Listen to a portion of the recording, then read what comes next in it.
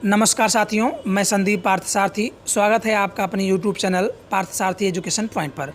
साथियों, जैसा कि मैंने पूर्व की वीडियो में आप सभी को जानकारी दिया था कि निष्ठा प्रशिक्षण कार्यक्रम में मॉड्यूल फर्स्ट की लिंक जारी हो गई है और उसके संदर्भ में आपको मैंने सविस्तार उस वीडियो में बताया था। मुझे कुछ रिक्वेस्ट और मैसेज के द्वारा मिले हैं जिसमें कहा गया है कि मॉड्यूल फर्स्ट पाठ्यचर्या एवं समावेशी कक्षा की जो प्रश्नोत्तरी है उसका हल बताया जाए। तो मैं उसी रिक्वेस्ट को ध्यान में रखते हुए आप सभी के लिए यह प्रश्नोत्तरी लेकर आया हूं। साथियों, यह प्रश्नोत्तरी जो है उसमें आपको 60% रिजल्ट अवश्य पाना है, नहीं तो आपको प्रशिक्षण की सर्टिफिकेट नहीं प्राप्त होगी। तो यह वीडियो आप सभी के साथ अधिक से अधिक शेयर करें जिससे कि सभी सफलतापूर्वक यह प्रशिक्षण पूर्ण कर सकें। और सभी से आग्रह है कि हमारे चैनल को सब्सक्राइब करें और बेल आइकन को प्रेस करें जिससे कि आप सभी को नोटिफिकेशन सबसे पहले प्राप्त हो। यदि आप मुझसे सोशल मीडिया के माध्यम से जुड़ना चाहते हैं तो आप मुझे फेसबुक, ट्विटर और इंस्टाग्राम पर इन आईडीज़ के साथ जुड़ सकते हैं। इन सभी आईडीज़ की लिंक आपको डिस्क्रिप्शन में प्रोवाइड कर दी गई है, उस पर क्लिक करके आप हमसे इन सभी मीडियाओं पर ऐड हो सकते हैं। चलिए शुरू करते हैं वीडियो।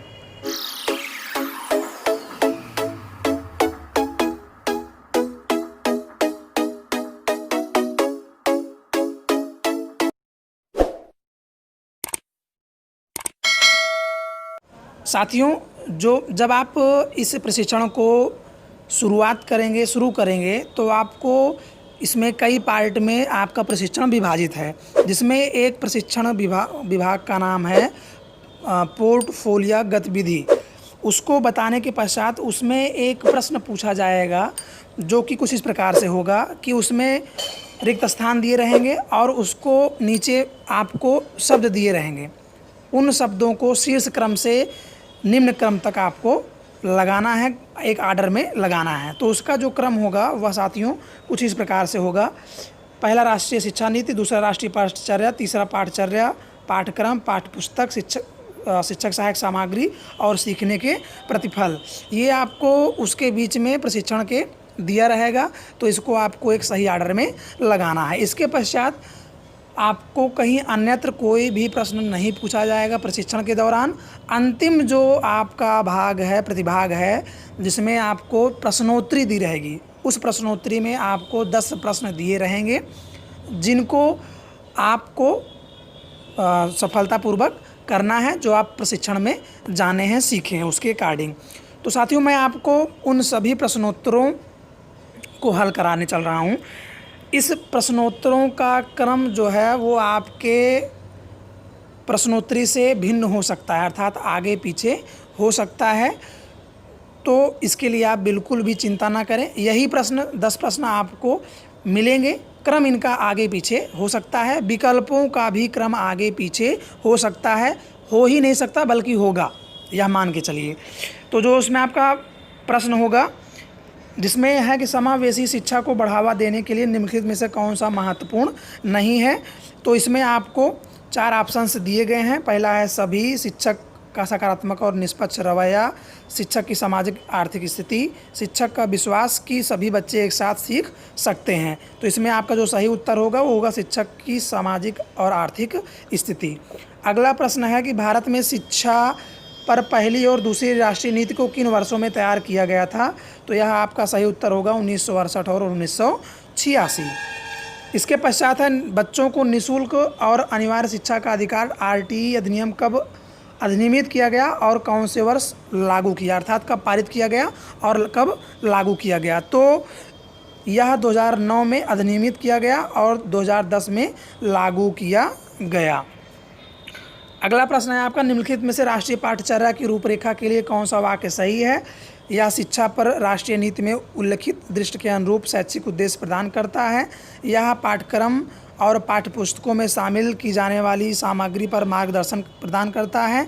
एनसीईआरटी को एनसीएफ विकसित करने के लिए आदेश किया गया है। तो इसमें आपका जो विकल्प सही है वो होगा सभी। क्या होगा? सभी। अगला प्रश्न है आपका, NEP 2020 स्कूली शिक्षा के मौजूदा 10+2 डिज़ाइन किस में बदलाव का प्रस्ताव देता है?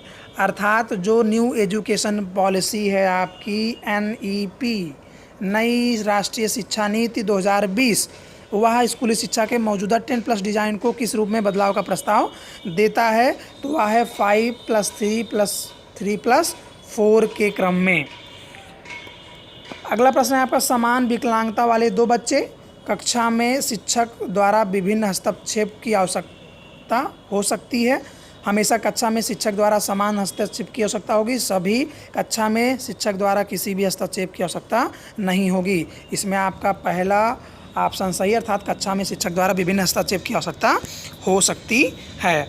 अगला है, यदि राम दृष्टिबाधित छात्र है, निम्नलिखित में से कौन सा उसके लिए अभिविन्यास और गतिशीलता प्रशिक्षण के लिए सबसे उपयोगी होगा? तो इसमें है कि स्कूल भवन के स्पर्श नक्शे जो आपके होंगे वह उसके लिए उपयोगी हो सकता है। इन सभी को छोड़कर UDL का सिद्धांत है, तो इसमें आपका व्यवहार प्रबंधन के कई साधन। अगला प्रश्न है आपका, निम्नलिखित में कौन सा कथन पाठ्यक्रम के लिए मान्य नहीं है? तो इसमें है आपका, यह भारत में विभिन्न स्तरों पर शिक्षा के लिए दृष्टि प्रदान करता है। अगला प्रश्न है, विकलांग अधिनियम व्यक्ति अधिनियम 2016, RPWD अधिनियम 2016 समावेशी शिक्षा को शिक्षा की एक प्रणाली के रूप में परिभाषित करता है, जिसमें विकलांगता और बिना विकलांगता वाले छात्र शामिल है। यह प्रश्न थोड़ा सा बड़ा है, इसलिए यहाँ पर आपको ये बटन दी गई है, जिसको आप नीचे करके इस प्रश्न को पूरा पढ़ सकते हैं। यदि ऐसा करेंगे तो आपको केवल 3 ही विकल्प दिखाई देगा। जब इस पर हम फिर से क्लिक कर देंगे तो हमें चारों विकल्प दिखाई देंगे, जिसमें से हमें आपको एक साथ सीखें और शिक्षण और सीखने की प्रणाली उपयुक्त रूप से अनुकूलित है, विकल्प इसका सही उत्तर होगा। जब आप इतना कर लेंगे, 10 प्रश्न के उत्तर दे देंगे, तो आपका अगला जब नेक्स्ट यहाँ से क्लिक करेंगे, ये आपका यहाँ से इस पे जब क्लिक करेंगे तो आपको अगला पेज हो जाएगा ओपन, जिसमें आपको एक मैसेज दिया जाएगा कि सबमिट टू कंटिन्यू करें। सबमिट करने के लिए आपने टोटल 10 क्वेश्चन किए हैं और आपने टोटल क्वेश्चन जो है आपका वो 10 है। क्वेश्चन का जो आंसर दिया गया है वो 10 है। आपने कोई भी क्वेश्चन स्किप नहीं किया है। रिव्यू या सबमिट, तो आपको सबमिट पर क्लिक कर देना है। जैसे ही आप सबमिट पर क्लिक करेंगे, आपकी स्क्रीन के सामने कुछ इस प्रकार से आ जाएगा message, you score is 10/10, redo या एग्ज़िट। तो आपको एग्ज़िट पर क्लिक कर देना है। जो आपका ये स्कोर है वो 10/10 है। इसमें एक निर्देश दिया गया है कि जो आपका प्रश्नोत्तरी का रिजल्ट होना चाहिए वह 60% होना चाहिए, तभी आपको प्रशिक्षण की सर्टिफिकेट प्राप्त होगी। तो इसलिए इस प्रश्नोत्तरी को अवश्य देखें ताकि आपका प्रशिक्षण पूर्ण हो और आपको सर्टिफिकेट प्रदान हो। यदि आपको हमारी वीडियो अच्छी लगी हो तो आप हमारे चैनल को सब्सक्राइब करें और नोटिफिकेशन बेल को ऑन कर दें, जिससे कि आपको हमारा वीडियो का सबसे पहले नोटिफिकेशन प्राप्त हो।